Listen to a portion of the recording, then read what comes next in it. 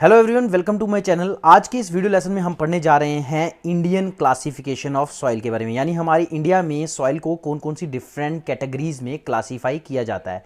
तो लास्ट के video lesson में हमने पढ़ा था कि सॉइल क्या होती है, साथ ही साथ सॉइल जो है किस तरह से जो है सॉइल की फॉर्मेशन होती है, और साथ ही साथ हमने ये भी पढ़ा था कि जो सॉइल है उसमें कौन कौन से डिफरेंट हॉरिजन्स यानी कि कौन कौन सी डिफरेंट लेयर्स जो हैं वो देखने को मिलती हैं।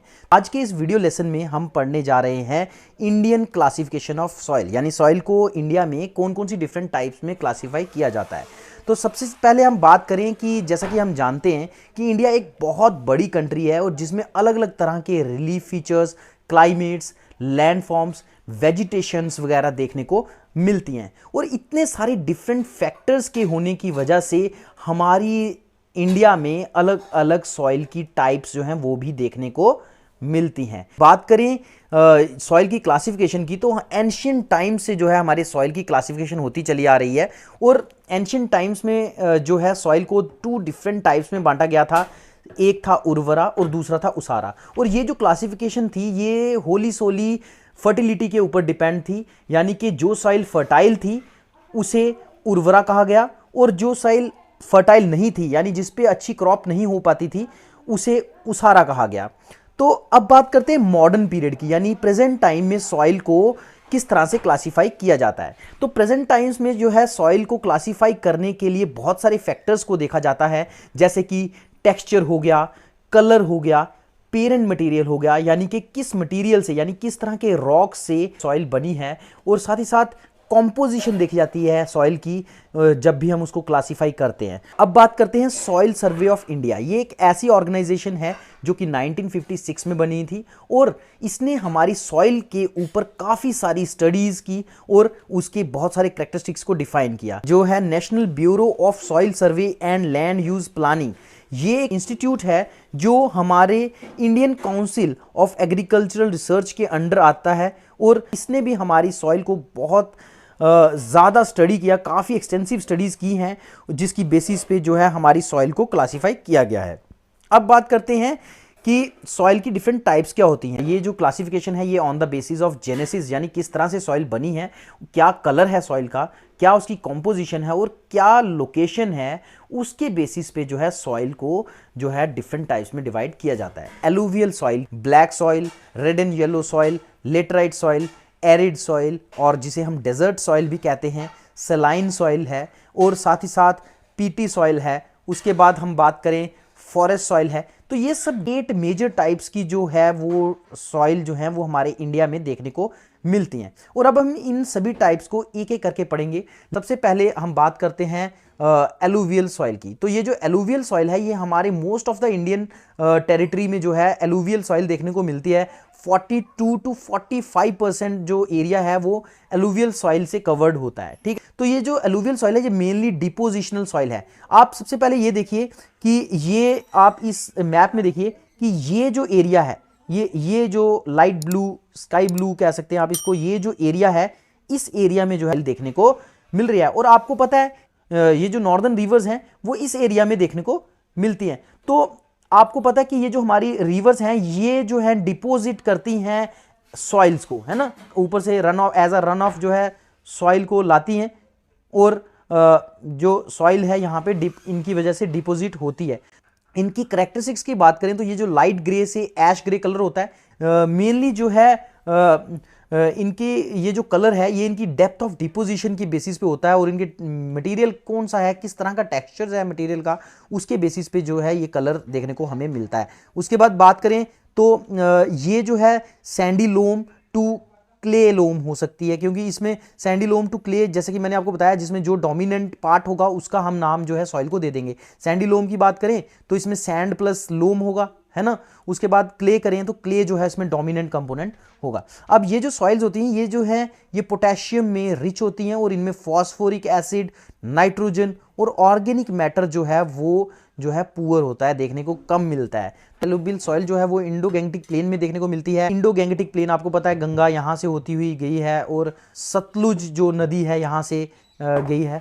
ये एरिया सतलुज का जो वाटरशेड एरिया है, जितना भी जो सतलुज के आसपास का एरिया है, उस एरिया में जो है एलुवियल सॉइल देखने को मिलती है। उसके बाद हम बात करें यहाँ महानदी, गोदावरी, कृष्णा, कावेरी के आसपास जो है वो भी, वहाँ भी ये जो सॉइल है देखने को मिलती है। उसके बाद ये असम में भी जो है, असम की वैली में भी ये जो सॉइल देखने को मिलती है। गुजरात के कुछ प्लेन्स हैं, वहाँ पे ये देखने को मिलती है। और वेस्टर्न कोस्टल प्लेन्स, जो कि अभी मैंने आपको के साथ बात की कि महानदी, गोदावरी, कृष्णा और कावेरी के जो डेल्टास हैं, यहाँ पर ये देखने को मिलती है। अब नेक्स्ट, अब हम बात करते हैं इस सॉइल में होने वाली क्रॉप्स की। तो आपको पता ही है कि जो मैंने एरिया बताए हैं, इंडो गैंगेटिक प्लेन्स हो गए, सतलुज प्लेन्स हो गए, यहाँ पे कौन सी मेजर हमारी क्रॉप्स होती हैं? व्हीट होती है, राइस होती है, मेज होती है, शुगर केन होती है, और जिसमें यूपी जो है नंबर 1 पे आता है शुगर केन की प्रोडक्शन में, है ना। पल्सीज होती हैं, ये मध्य प्रदेश वगैरह में पल्सीज होती हैं, ऑयल सीड्स होते हैं। तो ये सब क्रॉप्स हैं, ये देखने को हमारी एलुवियल सॉइल्स में देखने को मिलती हैं। उसके बाद नेक्स्ट आता है राइस। तो मेजरली अब राइस यहाँ पे क्यों, कहाँ कहाँ होता है? जिस जगह पे 100 सेंटीमीटर से ज़्यादा की बारिश होती है ना हमारे एलुवियल सॉइल के रीजन में, वहाँ पे जो है राइस देखने को मिलता है। और 50 to 100 सेंटीमीटर की बारिश हो, वहाँ पे जो है व्हीट और शुगर केन देखने को मिलता है। उसी तरह से अगर 50 सेंटीमीटर से कम की बारिश हो, वहाँ पे हमारी ये जो मिलेट्स हैं वो देखने को मिलते हैं, जिसमें हम देख सकते हैं ये ज्वार, बाजरा, ये सब देखने को जो है हमारे मिलेट्स के, इनको हम मिलेट्स कहते हैं, तो ये जो है वहाँ पे ग्रो करते हैं। अब नेक्स्ट आती है हमारी रेड एंड येलो सॉइल।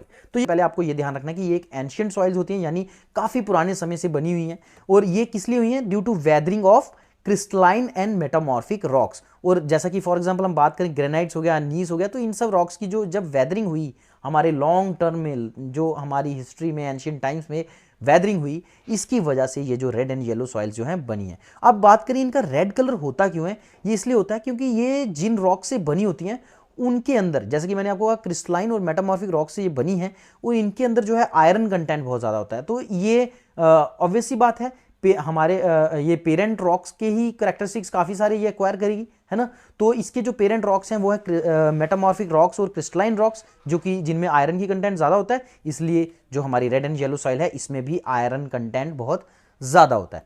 अब नेक्स्ट बात करें ये येलो कलर क्यों होता है? जब ये सॉइल हाइड्रेटेड फॉर्म में होती है, यानी इसके अंदर पानी की मात्रा ज़्यादा हो जाती है, तब ये येलो कलर की दिखने शुरू हो जाती है हमें, ठीक है। उसके बाद हम बात करते हैं कैरेक्टरिस्टिक्स की बात करें, तो ये सैंडी टू क्ले, इसमें सैंड भी ज़्यादा हो सकती है, क्ले भी ज़्यादा हो सकती है, और लोम भी ज़्यादा हो सकती है। और ये कुछ हद तक ये इसमें एसिडिक सॉइल है, और ये पोरस होती है, और क्यों, जिसका मतलब हमें पता है कि इसके अंदर पानी जो है इजीली पास हो सकता है ना। और साथ ही साथ ये फ्राइबल होती हैं, या कैन बी इजिली क्रम्बल्ड, इनके लम्प्स नहीं बनेंगे, जब हम तोड़ेंगे तो इजिली ये जो है फाइन पार्टिकल्स में टूट जाएगी, है ना। उसके बाद हम बात करें तो ये जो रेड और येलो सॉइल है, ये इतनी ज़्यादा फर्टाइल नहीं होती है, क्योंकि लाइम हो गया, मैग्नीशिया हो गया, फॉस्फेट हो गया, नाइट्रोजन हो गया, ह्यूमस हो गया, तो ये सब चीज़ें जो हैं इसमें देखने को कम मिलती हैं। और इसमें पोटाश की मात्रा देखने को मिलती है, पोटाशियम और पोटाश जो है वो अच्छी मात्रा में क्वांटिटी में देखने को मिलते हैं। सॉइल्स जो कि कोर्स ग्रेन्ड होती हैं, यानी जिसमें बड़े साइज के पार्टिकल्स होते हैं रेड एंड येलो सॉइल्स में, वो कम फर्टाइल होती हैं। और साथ ही साथ जब बात करें फाइन ग्रेन्ड जो रेड येलो सॉइल्स हैं, वो ज़्यादा फर्टाइल होती हैं। उसके बाद हम बात करें, अगर हम प्रॉपरली ह्यूमस ऐड करें, प्रॉपर इनको इरिगेट करें, प्रॉपर न्यूट्रिएंट्स इनमें ऐड करें, तो ये सॉइल भी जो है हमारी क्रॉप प्रोडक्शन के लिए यूज़ हो सकती है। और मेनली डिस्ट्रीब्यूशन की जब हम बात करें, तो आप ये देख सकते हैं, ये हमारी रेड एंड येलो सॉइल है, ये सारा एरिया जो है हमारी रेड एंड येलो सॉइल का है, ठीक है। तो यहाँ पे ज़्यादातर इस एरिया में जो है हमारी रेड एंड येलो सॉइल देखने को मिलती है। उसके बाद जैसे कि हमारा ट्रॉपिकल एरियाज़ जो हैं हमारे, जहाँ पे कम बारिश होती है, जैसे कि डेक्कन प्लेटू हो गया हमारा, तमिलनाडु, कर्नाटका, आंध्र प्रदेश, महाराष्ट्र का साउथ ईस्ट महाराष्ट्र, मध्य प्रदेश, छत्तीसगढ़ और उड़ीसा और झारखंड के काफ़ी सारे इलाकों में जो है ये सॉइल देखने को मिलती है। उसके बाद हम बात करते हैं क्रॉप्स कौन कौन सी यहाँ पे ग्रो करती हैं। तो अगर हम इसकी अच्छी आइडल इरिगेशन हो, इसमें न्यूट्रिएंट्स हम अच्छे से ऐड करें, ह्यूमस इसमें ऐड करें, तो इसमें राइस की जो फसल है वो भी हो सकती है, व्हीट हो सकती है, शुगर केन भी ग्रो कर सकती है, और काफ़ी सारे मिलेट्स जो हैं, ग्राम्स हो गए, पल्सीज हो गए, ऑयल सीड्स हो गए, कॉटन भी जो है रेड एंड येलो सॉइल में ग्रो की जा सकती है। अब नेक्स्ट हम बात करते हैं ब्लैक सॉइल की। तो ये बहुत इंपॉर्टेंट सॉइल है, काफ़ी सारे सवाल इनसे पूछे जाते हैं। तो इस सॉइल को, ब्लैक सॉइल को हम रेगर सॉइल भी बोलते हैं। लगभग 15 to 16% एरिया है जो इंडिया का उसमें पाई जाती है। तो ये मेजरली वॉल्केनिक ओरिजिन की होती है, यानी जो आपको पता है कि डेक्कन प्लेटू हमारा जो है लावा के डिपोजिशन से, लावा के वेदरिंग से बना है ना। उसके बाद बात करें तो ये वही चीज़ लिखी हुई है कि erosion of volcanic rocks formed by the solidification of lava over thousands of year, यानी ये जो ओल्डेस्ट सॉइल है हमारी, ठीक है, थाउजेंड्स ऑफ ईयर्स अगो जो हमारा लावा जो है सॉलिडिफाई हुआ, जब ठंडा हुआ तो उसके बाद उसकी जब वेदरिंग हुई तो ये जो ब्लैक सॉइल है वो बनी। तो नेक्स्ट अब बात करते हैं इसके कैरेक्टरिस्टिक्स की। ब्लैक सॉइल जो है क्ले इसमें बहुत ज़्यादा देखने को मिलती है, डीप सॉइल होती है, इसमें वाटर रिटेनिंग जो कैपेसिटी है वो भी बहुत ज़्यादा हाई होती है। तो इसमें सेल्फ प्लोइंग का कंसेप्ट जो है वो देखा गया, यानी जब ये ड्राई हॉट सीजन होता है और इसमें मॉइस्चर की जब कमी आ जाती है तो ये जो सॉइल है इसमें अपने आप ही क्रैक पड़ने शुरू हो जाते हैं और जिससे जो ये सॉइल जो है खुद ही लूज हो जाती है। और जब बारिश आती है तो ये सॉइल जो है स्टिकी हो जाती है और इसको प्लो करना बहुत मुश्किल हो जाता है क्योंकि इसमें क्ले कंटेंट बहुत ज़्यादा हो जाता है। ब्लैक सॉइल इसमें लाइम देखने को बहुत ज़्यादा देखने को मिलता है, मैग्नीशिया इसमें बहुत ज़्यादा होता है, एल्यूमिनियम होता है और इसमें नाइट्रोजन, फॉस्फोरस और ऑर्गेनिक मैटर की कमी देखने को मिलती है। तो बात करें ब्लैक सॉइल की तो ये आप देख सकते हैं, ये जो शेडिड पोर्शन है हमारे मैप पे, इस सारे में जो है ब्लैक सॉइल देखने को मिलती है, ठीक है। तो अब ये जैसे कि स्टेट्स काफ़ी सारी हैं, जैसे महाराष्ट्र, वेस्टर्न मध्य प्रदेश, कर्नाटका, गुजरात, आंध्र प्रदेश में जो है ब्लैक सॉइल देखने को मिलती है। उसके बाद जो गोदावरी और कृष्णा के एरिया हैं उनमें जो है काफ़ी डीप सॉइल देखने को मिलती है और ये जो है डेक्कन प्लेटू के मेनली नॉर्दर्न में, आप देखो ये हमारा डेक्कन प्लेटू है तो इसके नॉर्दर्न एरिया में मेजरली जो है ब्लैक सॉइल देखने को मिलती है। उसके बाद मेजर क्रॉप्स जो हैं जो इसमें ब्लैक सॉइल में ग्रो की जा सकती हैं, सबसे बहुत इंपॉर्टेंट क्रॉप जो है वो है कॉटन, जो कि ब्लैक सॉइल में अच्छे से ग्रो करती है। उसके बाद वीट भी ग्रो की जा सकती है, लेकिन अगर आइडियल कंडीशन जो है वहाँ पे दी जाए। लिनसीड, वर्जीनिया टोबैको ग्रो किया जा सकता है, कैस्टर, सनफ्लावर, मिलेट्स वगैरह जो है वो ग्रो की जाती है। अब राइस और शुगर केन भी यहाँ पे ग्रो किए जा सकते हैं अगर यहाँ पर अच्छी इरिगेशन फैसिलिटीज़ प्रोवाइड की जाए। उसके बाद बहुत सारे वेजिटेबल, मेजरली जहाँ पे वेजिटेबल्स और फ्रूट्स देखने को मिलते हैं ब्लैक सॉइल्स में, ठीक है। बात करते हैं लेटराइटिक सॉइल की। तो ये जो लेटराइटिक सॉइल है ये मेजरली लेटराइटिक रॉक्स की वेदरिंग से बनी है, ठीक है। और ये जो है due to leaching of lime और सिलिका, जो सिलिशियस मैटर होता है, यानी सिलिका और लाइम जो है जब बारिश की वजह से लीच आउट हो जाता है तो ये जो सॉइल्स जो हैं वो हमारी बनती हैं। और मेजरली ऐसे एरियाज में ये जो सॉइल देखने को मिलती है यहाँ पर अल्टरनेट ड्राई और वेट कंडीशंस जो हैं वो होती हैं। सबसे पहले हम बात करते हैं लेटराइटिक सॉइल की कैरेक्टरिस्टिक्स की। तो लेटराइटिक सॉइल में नाइट्रोजन जो है वो देखने को कम मिलता है, यानी these are poor in nitrogen and lime, और लाइम भी इसमें बहुत कम होता है। और इसीलिए जब नाइट्रोजन और लाइम जो है मेजरली लाइम जो है ये सॉइल को बेसिक करैक्टर देता है ना। तो अगर लाइम ही नहीं है तो ये जो सॉइल है उसकी वजह से क्या हो जाती हैं, एसिडिक होते हैं। लाइम के एब्सेंस में ये जो है एसिडिक होती हैं और ये जो है एग्रीकल्चर के लिए अनफिट होती हैं। और लाइम और सिलिका जो है वो लीच क्यों होती हैं, जब बहुत ज़्यादा बारिश होती है। मैंने आपको कहा कि ये एक ऐसी सॉइल्स हैं जहाँ पे अल्टरनेट रेन्स और अल्टरनेट ड्राई और वेट कंडीशंस होती हैं। तो जब रेन्स वगैरह होती हैं तो जो लाइम है और सिलिका है वो इस सॉइल से लीच आउट हो जाता है, बह जाता है, और पीछे जो सॉइल बचती है उसमें बहुत ज़्यादा आयरन ऑक्साइड और एल्यूमिनियम कंपाउंड्स देखने को मिलते हैं, ठीक है। और ये जो है सॉइल, इसमें ह्यूमस बहुत कम होता है, इसलिए ह्यूमस की कमी के कारण आपको पता है बैक्टीरिया भी कम यहाँ ग्रो करते हैं। और साथ ही साथ ऐसे एरियाज़ में ये सॉइल देखने को मिलती है जहाँ टेम्परेचर बहुत ज़्यादा होता है और ये इसलिए ये सॉइल्स जो हैं वो एसिडिक होती हैं और नाइट्रोजन, मैग्नीशियम, फॉस्फेट्स और कैल्शियम जो है बहुत कम देखने को इनमें मिलता है, ठीक है। उसके बाद जब ये सॉइल सूख जाती है तो इसको ये ब्रिक की तरह हार्ड हो जाती है, इसी यही वो सॉइल है जिससे हम जो है ब्रिक्स को मेनली बनाते हैं। तो ये जो सॉइल है ये एग्रीकल्चर के लिए अच्छी नहीं होती, लेकिन इससे हम अच्छा बिल्डिंग मटेरियल बना सकते हैं, यानी हम अपनी ब्रिक्स वगैरह इससे, टाइल्स, ब्रिक्स वगैरह हम लेटराइट सॉइल से बना सकते हैं। उसके बाद नेक्स्ट हम बात करते हैं डिस्ट्रीब्यूशन ऑफ लेटराइटिक सॉइल की। तो ये जो लेटराइट सॉइल है ये आप देख सकते हैं इस मैप में कहाँ कहाँ देखने को मिलती है। ये एरिया हो गया हमारा उड़ीसा, कुछ असम में जो है ये एरिया असम में भी देखने को मिलता है। उसके बाद हम बात करें यहाँ पे नीचे ये तमिलनाडु हो गया, कर्नाटका हो गया, ये कर्नाटका के एरिया में भी जो है लेटराइट सॉइल जो है देखने को मिलती है। अब बात करें क्रॉप्स की, तो जैसे कि मैंने आपको बताया कि ये टोटली अनफिट फॉर एग्रीकल्चर होती हैं, लेकिन फिर भी कुछ ग्रासेस, बुशेस और श्रब्स वगैरह जो हैं यहाँ पे ग्रो करती हैं। और अगर हम इसमें मैन्योर्स ऐड करें, फर्टिलाइजर्स ऐड करें, तो ये हमारी कुछ क्रॉप्स हैं जैसे कि टी हो गया, कॉफ़ी हो गया, रबर हो गया, सिनकोना हो गया, कोकोनट हो गया, कैश्यू नट्स हो गए, तो इन क्रॉप्स को ग्रो करने के लिए ये जो है सॉइल यूज़ की जा सकती है। लेकिन मेजरली जो है इसका ब्रिक मेकिंग में यूज़ किया जाता है। अब बात करते हैं हम नेक्स्ट एरिड सॉइल की। ये जो एरिड सॉइल है, एरिड तो आप सभी समझते होंगे, एरिड मीन्स डेजर्ट। तो डेजर्ट सॉइल की बात करें तो ये जो है ऐसी जगह पे डेजर्ट सॉइल देखने को मिलती है जहां पर डायरनल टेम्परेचर चेंजेस देखे जाते हैं, यानी दिन में और रात में बहुत ज़्यादा टेम्परेचर ग्रेडियंट देखा जाता है।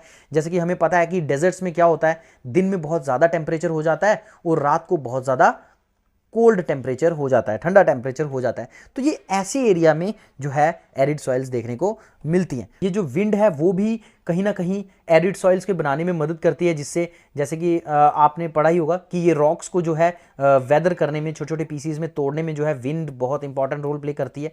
तो इस प्रोसेस से भी जो है एरिड सॉइल बनती है। अब बात करते हैं एरिड सॉइल के कैरेक्टरिस्टिक्स की। तो सबसे पहली बात करें तो ये जो एरिड सॉइल है इसका रेड टू ब्राउन कलर देखने को मिलता है, और इसमें जो है लगभग मेजरली जो है 90% जो है एरिड सॉइल में सैंड देखने को मिलती है, और क्ले जो है 5 to 10% ही देखने को मिलती है। और इसमें बहुत ज़्यादा, ये जो एरिड सॉइल है इसमें बहुत ज़्यादा कैल्शियम कार्बोनेट, जिप्सम और फॉस्फेट्स देखने को मिलते हैं, और नाइट्रोजन की और ह्यूमस की बहुत ज़्यादा कमी होती है। दैट इज़ वाई जो है ये सॉइल जो है वाटर रिटेनिंग कैपेसिटी इसकी बहुत कम होती है, और यहाँ पे वेजिटेशन बहुत कम ग्रो करती है।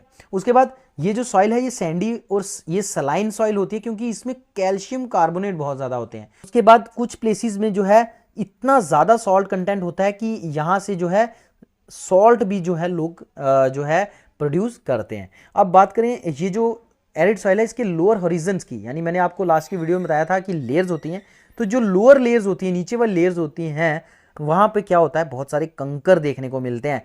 ठीक है, और जो कि कैल्शियम के बने होते हैं, कैल्शियम कार्बोनेट के कंकर्स यानी स्टोन लाइक जो होते हैं, स्टोन्स वगैरह जो हैं वो देखने को मिलते हैं, और इसलिए इसमें बहुत ज़्यादा कंकर होने की वजह से ये जो सॉइल है कल्टीवेशन के लिए अच्छी नहीं होती है। और कल्टीवेट करने के लिए इसमें काफ़ी सारी इसकी पीएच जो है वो मेंटेन करनी पड़ती है, इसमें ह्यूमस ऐड करना पड़ता है, तो ये इसमें कल्टीवेशन की जा सकती है after treatment, after such some efforts. तो ये जो सॉइल है ये मेनली जो है विंड की वजह से डिपॉजिट होती है, और ये मेनली सूखे एरिड एरियाज़ में और सेमी एरिड या एरियाज़ में देखने को मिलती है। राजस्थान में हमारी एरिड सॉइल है। उसके बाद हमारी अरावलीज़ हैं। ठीक है, अरावलीज़ हैं जो राजस्थान में ये पहाड़ हैं देखे जाते हैं, आपको पता ही है, ओल्डेस्ट हैं अरावलीज़। तो यहाँ पर जो है ये सॉइल एरिड सॉइल देखने को मिलती है। नॉर्दर्न गुजरात में आपको पता है यहाँ कच्छ का एरिया है, यहाँ पे जो है ये एरिड सॉइल देखने को मिलती है। सौराष्ट्र हो गया, कच्छ जो कि मैंने अभी ये नाम लिया आपके सामने, तो ये है। उसके बाद हरियाणा, जो वेस्टर्न हरियाणा है जो राजस्थान की साइड जो टच करता है, वहाँ पे भी जो है एरिड सॉइल देखने को मिलती है। और पंजाब का जो साउदर्न पार्ट है जो राजस्थान के साथ जुड़ता है, उस एरिया में जो है एरिड सॉइल देखने को मिलती है। अब इसमें हम क्या ग्रो कर सकते हैं, मेजरली इसमें मिलेट्स हम ग्रो करते हैं, जैसे बाजरा हो गया, ग्राउंड नट्स हो गए, वीट हो गया, कॉटन ग्रो कर सकते हैं, और पल्सीज वगैरह, बार्ली वगैरह जो है हम ग्रो कर सकते हैं इस सॉइल में। उसके बाद नेक्स्ट आता है सेलाइन सॉइल। सेलाइन सॉइल को हम एल्कलाइन सॉइल भी बोलते हैं, जिसमें सॉल्ट कंटेंट बहुत ज़्यादा होता है। ठीक है, तो ये जो सॉइल है ये अब देखिए ये सेलाइन सॉइल जो है ये कैसे बनती है, जब हम एक्सेसिव कल्टीवेशन करते हैं किसी भी एरिया में, और उस एरिया की जब हम एक्सेसिव इरिगेशन करते हैं, तब ये सेलाइन सॉइल बनती है। अब देखिए क्या होता है कि जब हम किसी भी सॉइल को, मान लीजिए ये सॉइल है, हम इसको क्या करेंगे, बहुत ज़्यादा एक्सेसिव इरिगेशन कर रहे हैं, इसमें इरिगेट कर रहे हैं इसको। ठीक है, तो इरिगेशन से क्या होगा, पानी बहुत ज़्यादा होगा। उस पानी की वजह से क्या होगा कि जब इसके ऊपर पानी, वाटर लॉगिंग कंडीशंस आ जाएंगी, तो जब धूप निकलेगी, हॉट टेम्परेचर होगा या ड्राई सीजन आएगा, तब ये पानी सूख जाएगा, और जो सॉल्ट के क्रिस्टल्स जो हैं वो आप इस पिक्चर में देख सकते हैं, सॉइल के सरफेस में आके ड्राई होके एक लेयर बना देंगे, जिससे जो है सॉइल की सैलिनिटी बढ़ जाएगी। तो इससे क्या होगा, सैलिनिटी बढ़ने से क्या होगा, जो सॉइल है हमारी कल्टीवेशन के लिए अनफिट होना शुरू हो जाएगी। तो क्या होता है, अब ये जिस सारा प्रोसेस मैंने आपको बता दिया, एक्सेसिव इरिगेशन हुई, उसके बाद ड्राई क्लाइमेट आया जिसकी वजह से कैपिलरी एक्शन होने हुआ, और कैपिलरी एक्शन से क्या हुआ, जो सॉल्ट्स जो हैं सॉइल के सरफेस में डिपॉजिट होना शुरू हो गए। और ये जो सॉल्ट्स कहाँ डिपॉजिट हुए, टॉप लेयर में, सॉइल की टॉप लेयर में, यानी सबसे ऊपर आकर जो है ये जो है सॉइल के पार्टिकल्स जो हैं डिपॉजिट होना शुरू हो गए। और मेनली ये जो सॉइल है, ये सलाइन सॉइल है, ये कोस्ट लाइंस में देखने को मिलती है, ठीक है, जहां पर हमारा जो ओशन वाटर है या सी वाटर है वो सॉइल के ऊपर जो है इन्फिल्ट्रेट कर लेता है, यानी आ जाता है। कभी जब हाई टाइड का टाइम होता है तो हमारी जो कोस्टल एरियाज हैं वहां पर आपको पता है कि जो सी वाटर है वो रश कर जाता है ना लैंड एरिया में, तो ये उसकी वजह से जो है इससे भी जो है सलाइन सॉइल प्रोड्यूस होती हैं। अब बात करते हैं हम सलाइन सॉइल की कैरेक्टरिस्टिक्स की। तो इस सॉइल को उसारा सॉइल भी कहा जाता है, और इसमें अब देखिए सॉल्ट कंटेंट है, आपको पता है सॉल्ट में अहम सोडियम होगा, है ना, पोटेशियम होगा, मैग्नीशियम, कैल्शियम सॉल्ट्स जो हैं वो देखने को मिलते हैं, और इसमें सल्फरस एसिड जो है वो भी देखने को मिलता है। उसके बाद ये सॉइल जो है इनफर्टाइल, ये फर्टाइल नहीं होती, और इसमें वेजिटेशन बहुत स्कैर्स देखने को मिलती है। आप देख सकते हैं यहाँ छोटा छोटा घास वगैरह उगा हुआ है, लेकिन बाकी बड़ी वेजिटेशन जो है वो देखने को नहीं मिल रही है। उसके बाद इस एरिया में ज़्यादातर क्या होता है, कैनाल इरिगेटेड जो एरियाज होते हैं वहाँ पे जो है सलाइन सॉइल देखने को मिलती है, और मोस्टली ये सैंडी टू लोमी होती है, सैंडी भी हो सकती है, लोमी भी हो सकती है, और ये सलाइन होती है, यानी इसमें बहुत ज़्यादा सॉल्ट देखने को मिलता है। उसके बाद क्यों होता है सलाइन, जो सारा कुछ मैंने आपको समझा दिया है कि ड्रेनेज हो नहीं पाती है, पानी एक्सेसिव में आ जाता है, एक्सेस में आ जाता है, वाटर लॉग हो जाती है सॉइल, और ड्रेनेज पानी जो है ड्रेन हो नहीं पाता है, लेकिन जब ड्राई कंडीशंस आती हैं तब ये पानी जो है कैपिलरी एक्शन से जो सॉइल के जो मिनरल्स हैं, जो सॉल्ट्स हैं, उनको डिसॉल्व करके ऊपर की ओर सॉइल की टॉप लेयर की ओर ले आता है, और वहाँ पे जब पानी वेपोरेट होता है तो सॉल्ट की एक लेयर जम जाती है, जिसकी वजह से सॉइल जो है सलाइन हो जाती है। और ये जो सॉइल है मैंने आपको बता दिया ये अनफिट फॉर कल्टीवेशन है, इसमें कल्टीवेट हम नहीं कर सकते, ठीक है। अब नेक्स्ट हम बात करते हैं कहाँ कहाँ देखने को मिलती है। तो ये आप देख पा रहे होंगे, तो ये जो सलाइन सॉइल है आप देख सकते हैं। अब मेनली जो देखने को मिलती है ये गुजरात हो गया, हमारा ईस्टर्न कोस्ट हो गया, ठीक है, ये ईस्टर्न कोस्ट है, यहाँ पे हमें देखने को मिलती है सलाइन सॉइल। उसके बाद हम बात करें तेलंगाना, कर्नाटका, बिहार, यूपी, ये सब एरियाज जो हैं हाईली इरिगेटेड एरियाज हैं। ये मैंने आपको बताया कि कर्नाटका, बिहार हो गया, यूपी हो गया, हरियाणा हो गया, पंजाब हो गया, राजस्थान हो गया, ये हाईली इरिगेटेड एरियाज है। महाराष्ट्र, सुंदरबन डेल्टा, इन सब एरियाज में इरिगेशन एक्सटेंसिवली होती है ना। तो जब ये ड्राई सीजन आता है तो ये यहाँ पे सॉल्ट डिपॉजिट हो जाते हैं, तो यहाँ पे ज़्यादा सलाइन कंडीशंस देखने को मिलती हैं। अब Gujarat, the areas of Gulf of Khambhat, मैंने आपको बताया कि जब सी वाटर जब इन्फिल्ट्रेट करता है हमारी लैंड एरिया में तो जो है सलाइन कंडीशन क्रिएट हो जाती है सॉइल में। तो गुल्फ ऑफ खंबत के आसपास का जो एरिया है वहाँ पे सी टाइड्स जो है बहुत ज़्यादा इफेक्ट करती हैं हमारी सॉइल को, और सलाइन सॉइल बन जाती है। मेनली यहाँ पे बार्ली, राई, सेफ्लावर और सनफ्लावर, शुगर बीट वगैरह जो है वो ग्रो किए जाते हैं। अब नेक्स्ट आती है हमारी पीटी सॉइल। पीटी सॉइल में मेनली ऑर्गेनिक मैटर देखा जाता है, ठीक है। पीट आप देखते हो, आपको पता है कोल की डिफरेंट टाइप्स होती हैं, जिसमें एक आता है पीट, है ना, पीट। तो पीट से आप ये समझेंगे पीटी सॉइल में ऑर्गेनिक मैटर बहुत ज़्यादा होगा, ठीक है। और ये पीटी सॉइल की हम बात करें कैसे बनती हैं। ये जो सॉइल हैं ये पार्शली डिकम्पोज्ड प्लांट मटेरियल से बनती हैं, और ये जो पार्शली डिकम्पोजिशन कौन सी कंडीशन में होती हैं, ये एनारोबिक कंडीशंस में जो है, जब एनारोबिक कंडीशंस होती हैं और उनकी एनारोबिक कंडीशंस की प्रेजेंस में जब हमारे प्लांट ऑर्गेनिक मैटर जो है वो पार्शली डिकम्पोज होता है तो हमारा पीट बनता है, ठीक है। और मेजरली ये सॉइल जो है मॉइस्चर और टेम्परेचर जो है इंपॉर्टेंट रोल प्ले करते हैं इस सॉइल के बनने में। तो उसके बाद हम बात करते हैं ये जो पीट सॉइल है, पीटी सॉइल या मार्शी सॉइल जिसे हम कहते हैं, इसके कैरेक्टरिस्टिक्स की। तो ये जो सॉइल है हैवी होती है और brown to black in colour होती है, ये आप देख सकते हैं यहाँ brown to black in colour ये सॉइल होती है, और इसमें अब ऑर्गेनिक मैटर बहुत ज़्यादा देखने को मिलता है, इसलिए ये जो सॉइल है ये एसिडिक होती है।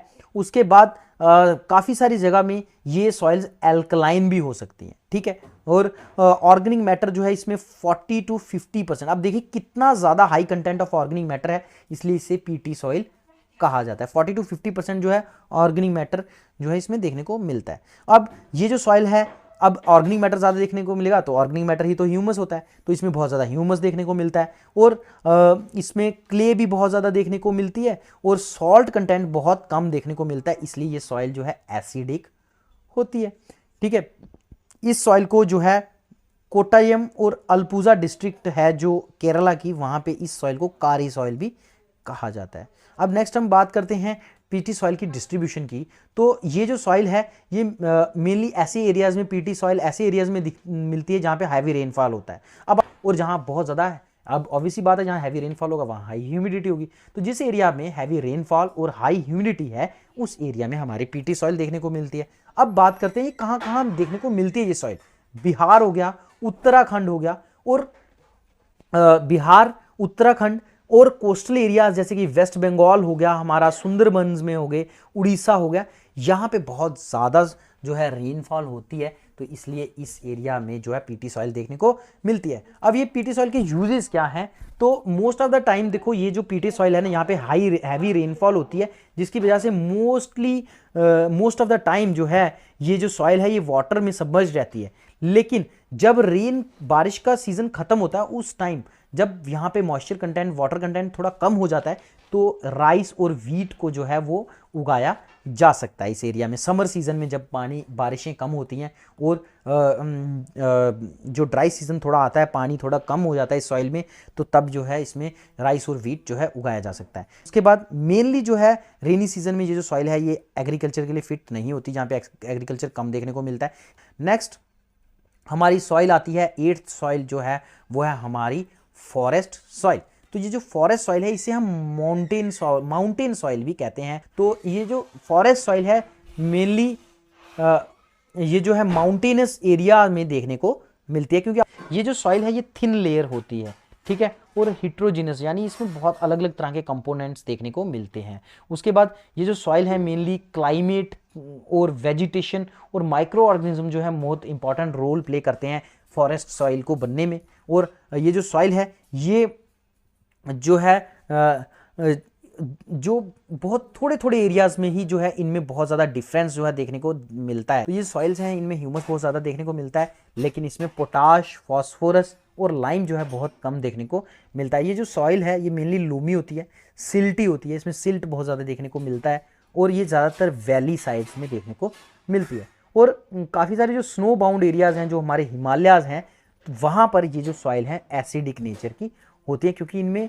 ह्यूमस कंटेंट कम होता है। नेक्स्ट हम बात करते हैं हिमालयन रीजन में ये जो सॉइल हैं ये जो है मेनली वैलीज़ में देखने को मिलती हैं और ये इतनी ज़्यादा स्टीप नहीं होती हैं। और ज़्यादातर जो हमारी नॉर्थ फेसिंग स्लोप्स हैं हमारे हिमालयाज़ की, तो उस एरियाज़ में जो है ये माउंटेन सॉइल देखने को मिलती है। और जो साउथ फेसिंग स्लोप्स हैं वहाँ पर सॉइल इतनी ज़्यादा नहीं बन पाती, क्योंकि ये जो साउथ फेसिंग स्लोप्स हैं बहुत ज़्यादा स्टीप होती हैं, बहुत ज़्यादा खड़ी ढलान की होती हैं, तो यहाँ पर जो है डिन्यूडेशन बहुत ज़्यादा हो जाती है और यहाँ पे जो सॉइल को डेवलप होने का टाइम नहीं मिलता और सॉइल जो है बह जाती है। उसके बाद बात करें कहाँ कहाँ ये पाई जाती है, तो हर वो एरिया जो माउंटेनियस एरिया है, ये जो ब्लैक कलर का आप देख रहे हैं शेडेड पोर्शन, ये पूरा जो है इसमें माउंटेन सॉइल देखने को मिलती है। ठीक है, नेक्स्ट वेस्टर्न और ईस्टर्न घाट्स में भी यहाँ पे माउंटेन्स देखने को मिलती हैं। यहाँ पे मेंशन नहीं है इस पिक्चर में, लेकिन वेस्टर्न और ईस्टर्न घाट्स में भी कुछ हद तक जो है माउंटेन सॉइल देखने को मिलती है। अब क्रॉप्स की बात करें तो यहाँ वीट, मेज, बार्ली, टी, कॉफ़ी और कुछ टेम्परेट फ्रूट्स जो हैं वो ग्रो किए जा सकते हैं इस सॉइल पे। तो ये था आज का वीडियो, उम्मीद है आपको समझ आई होगी। तो अगर आपको समझ आई है तो प्लीज़ लाइक ज़रूर करें और अपने फ्रेंड्स में भी इसे शेयर करें ताकि उन्हें भी जो है ये वैल्यूएबल इन्फॉर्मेशन मिल सके।